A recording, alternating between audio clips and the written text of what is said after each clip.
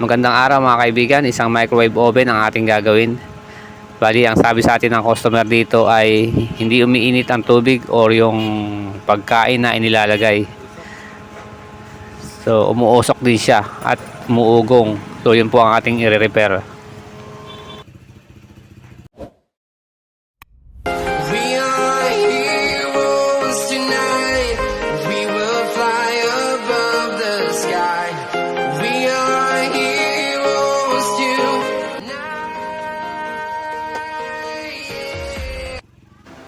Gagawa po tayo ngayon mga kaibigan ng isang microwave oven. At ang sabi rito ng ating customer ay umuusok siya at hindi umiinit yung inilalagay na pagkain o tubig. So papalitan po natin itong mica insulator. Ito po yung mukhang karton siya. So ito po yung maaaring dahilan kung bakit umuusok itong microwave oven. So, maaaring sunog na siya kaya nagre-react yung magnetron. Napakadali lang niyang palitan kung tutuusin. Pero kung sasakali po, mag-ingat po tayo dito dahil high voltage po siya. Maaari po magpa-assist tayo sa ating kilalang technician para po makaiwas tayo kung sakasakali sa injury. So, ingat lang po kung gagawin nyo ito.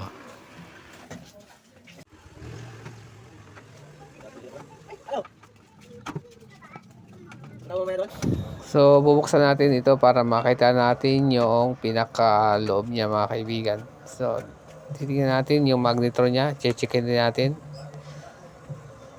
At sabi kasi ng may-ari dito mukhang matagal na itong na-stock o bihirang gamitin.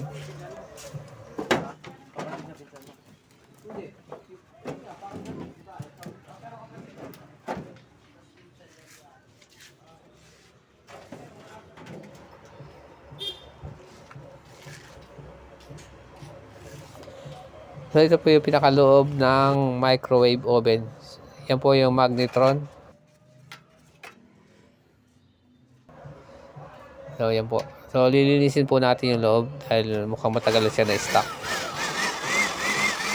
Gagamitan natin siya ng blower. Mukhang may mga dumi siya sa loob. So, checkin natin yung magnetron para makita natin kung okay pa siya. So, ito po yung pinakailaw niya.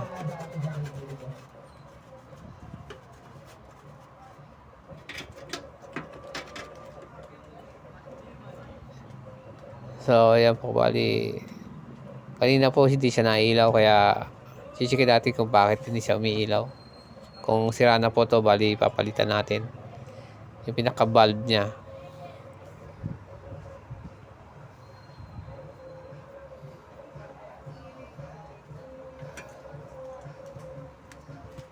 Tatanggalin po natin itong pinaka-magnetron. Ito po yung magnetron.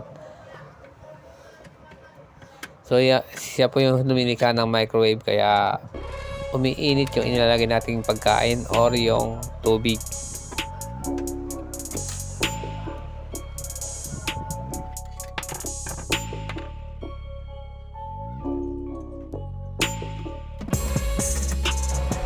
So, yan po ang magnetron.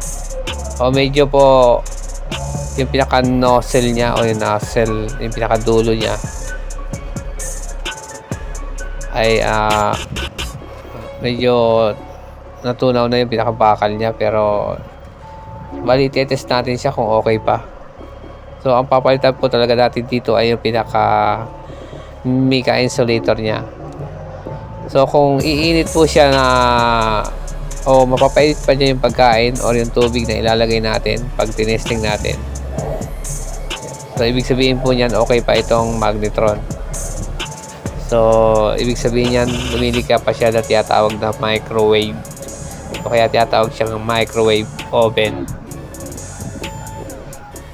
So, bago po natin palitan ng mica insulator pad, dilinisin muna natin siya.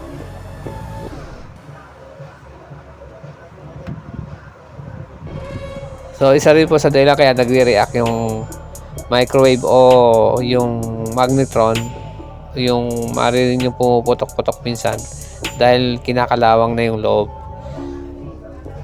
So yan po yung bago nating ilalagay na Mica insulator pad.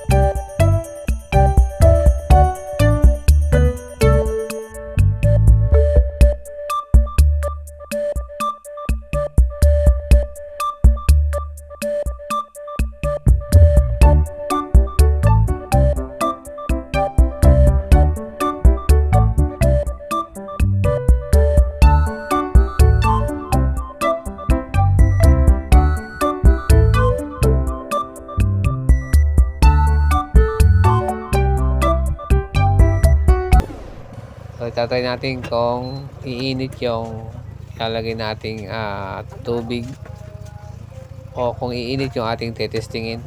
So pag uminit po siya, ibig sabihin po nun ay okay pa itong magnetron.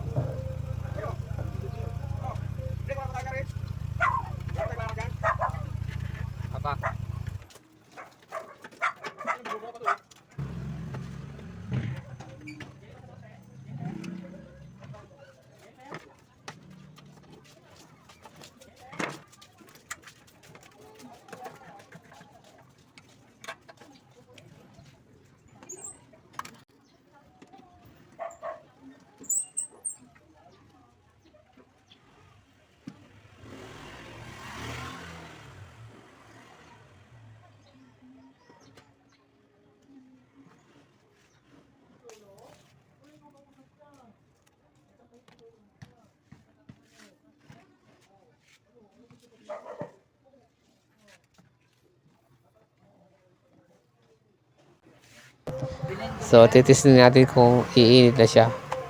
So maliwanag po dito mga kaibigan, kung uminit na siya, ibig sabihin okay na yung ating microwave oven. So ayan po, bali lalagay natin yung tubig na nasa mug. So titesting natin to ng mga ilang minuto. Set po lang po natin.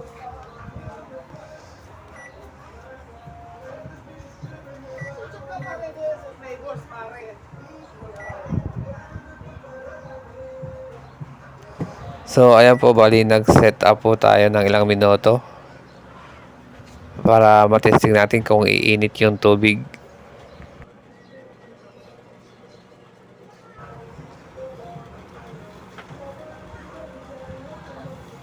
So umiilaw po yung pinaka-bulb niya. Nakikita po natin.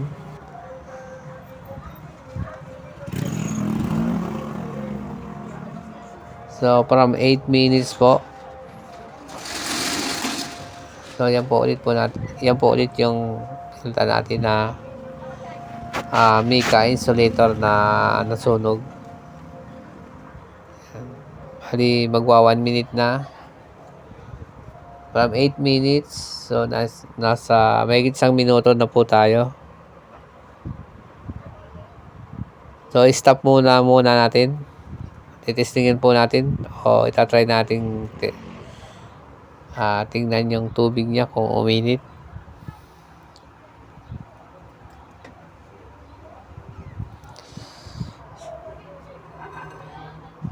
So ayan po yung tubig at titestingin natin.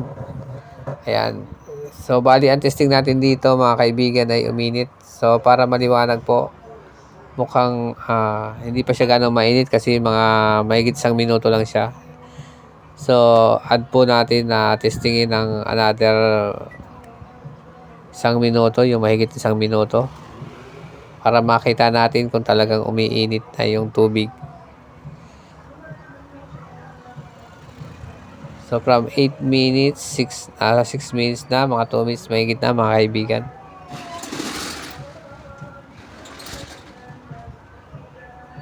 Yan, papunta na po tayo sa 3 minutes.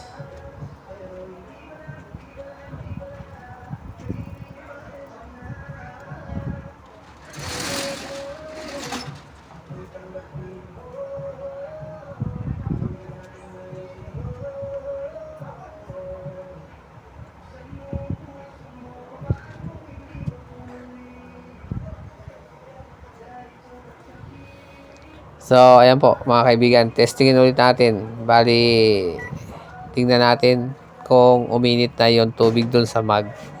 Nasa 3 minutes na mahigit.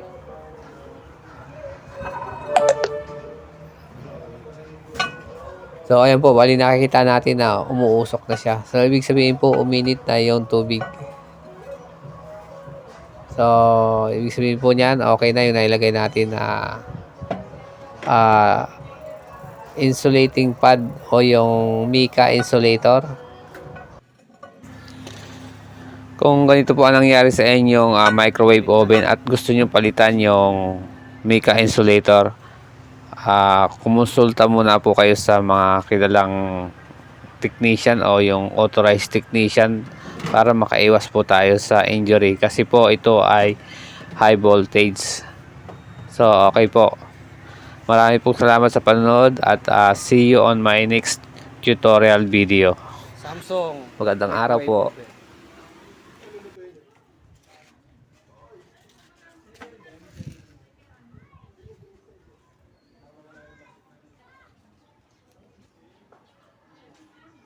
Okay na to, sir.